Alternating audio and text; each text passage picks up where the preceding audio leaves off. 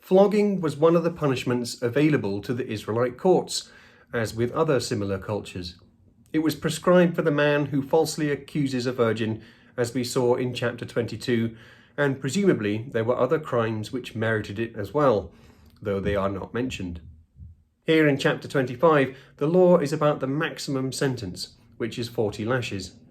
Compassion is the reason for the limit.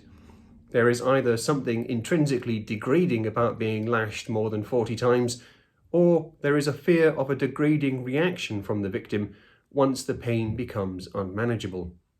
In verse 2, the one who is to be flogged is literally in Hebrew the son of the striking. The law about muzzling an ox in verse 4 is mentioned twice by Paul as justification for churches supporting missionaries such as himself, even though he made a point of refusing this right. He discusses it in 1 Corinthians 9 and 1 Timothy 5. The next passage also features in the New Testament, and like the passage on divorce, it was also the basis of a test for Jesus' attitude towards the law. The Sadducees used this passage to question him on the resurrection, which they did not believe in. However, this passage is not about the resurrection, nor is it about Levirate marriage per se, but about what should be done if a man refuses his obligation to his brother's wife. This case brings to mind Judah's son Onan, whom the Lord struck down for failing to provide a son for his brother.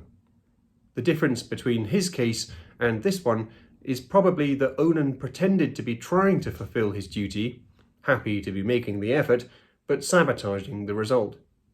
Here the man refuses the marriage point blank. Any offspring would be considered legally that of his dead brother, so that his name would not be blotted out. Even though the text does say son, because of the daughters of Zelophehad in Numbers, Jewish tradition regarded daughters as heirs as well, providing there were no sons. The widow has the recourse of going to the elders so that they might pressure him. But if that fails, all she can do is perform a short ceremony which would heap lasting disgrace on the man's household. The meaning of the ceremony is not known. Sandals had a significance in regard to land. It was surveyed in triangles, and the portion was measured by the distance walked in a certain amount of time. The sandals, therefore, were a title deed to the land. In Ruth chapter 4 verse 7, we see an example of this transference of land, where a man removes his own sandal and gives it to another. This does not help us understand our passage, but it does show that simple actions with ordinary items can carry a significant freight of meaning. Continuing the theme of virility, this time the woman is the villain by seizing her husband's opponent's genitals. The ominous phrase, "show no mercy," appears here, acknowledging the severity of the punishment. We have seen the critical importance of male genitalia in our previous video, so punishment is to be expected. But this shows just how seriously this violation was taken. Because mutilation as punishment is only prescribed in the Bible under the law of talion, the eye for an eye principle, scholars have looked to understand how her hand equates to the man's genitals. The answer seems to be that the word hand sometimes meant penis, as in Isaiah 57 verse 8 and the Song of Songs 5 verse 4. Thus the talion equation is based on a figurative understanding of hand, and so it is penis for penis in this case. Chapter 25 concludes with instructions regarding Israel's arch-enemy, the Amalekites.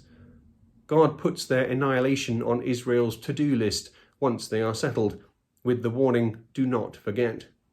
But in 1 Samuel 15, this is precisely what Saul fails to do. Samuel tasks him with destroying the Amalekites, which Saul does, but he keeps the spoil and spares the king. As we have seen, special targets which are devoted to the ban must be completely destroyed, men, women, and children, and no spoil is to be taken. Saul's failure to adhere to this ban results in the Lord rejecting him as king.